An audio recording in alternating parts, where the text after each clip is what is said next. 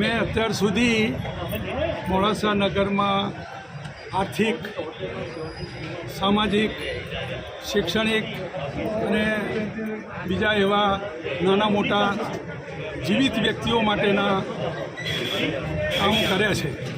તેમાં પુનઃવસવાટના કામો અમારા અજમેર ખાતેના જમાતખાના હોસ્પિટલ, ગાંચી આરોગ્ય મંડળ, મોડાસા રોડ ટ્રાન્સપોર્ટ, સર્વોદય બેંક અને આવા અનેક નાના મોટા કામો મેં પ્રયત્ન કર્યો છે કે જેથી સમાજમાં કંઈક ઉત્થાન આવે, સમાજમાં કંઈ પ્રગતિ થાય.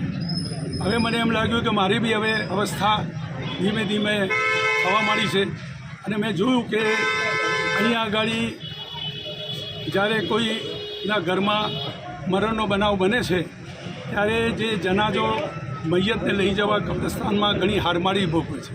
મોડાસા નગરનો વિસ્તાર પણ બહુ વધી ગયો છે. પહેલાં નાનું ગામ હતું એટલે ચાલી જતું હતું.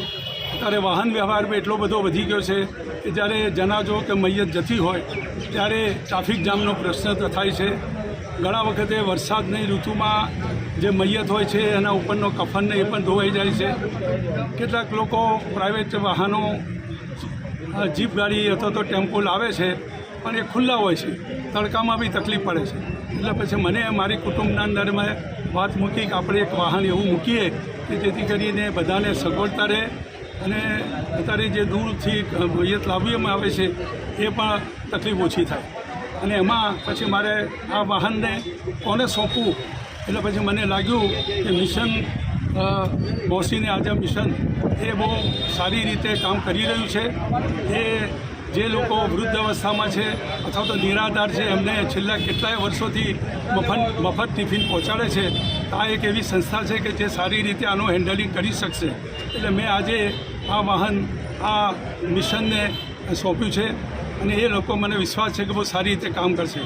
આ વાહન નિઃશુલ્ક કામ કરશે, કોઈ ચાર્જ લેવામાં નહીં આવે, કોઈ પણ જાતનો ખર્ચ મૈયતવાળાના ઘરમાંથી લેવામાં નહીં આવે અને બહુ સારી રીતે વ્યવસ્થિત મૈયત સોમાનભેર કબ્રસ્તાન સુધી પહોંચે. હવે તો કબ્રસ્તાન બી એટલા દૂર થવા માંડ્યા છે, જેમ કે હજીરામાં 4 રસ્તાનું કબ્રસ્તાન 5 કિલોમીટર થઈ જાય છે. લાહોરી મખદૂમ સાહેબનું કબ્રસ્તાન સોસાયટી વિસ્તારથી 3 કિલોમીટર થાય છે. એટલે આનાથી બહુ સગવડતા રહેશે બધાને અને અનુકૂળતા રહેશે. આ એક મારું હયાત માણસો પછી હવે જે નથી દુનિયામાં એમને સહાયરૂપ થવા માટેનો પ્રયત્ન કર્યો છે. ઉપરવાળા અલ્લાહથી હું દુઆ કરું છું કે એને કબૂલ કરે અને મારી આ કામગીરીને આગળ વધારવા માટે મને પ્રોત્સાહિત કરે. આમાં મને આ ગાડી છે મારા ફેમિલી તરફથી આપવામાં આવી છે ટોટલી, અને બહુ સરસ રીતે મેં એને દિલથી બનાવી છે અને બહુ અનુકૂળ રહેશે એવી મને અપેક્ષા છે. બાકી જે કામ મારાથી થાય એ કોશિશ કરું છું.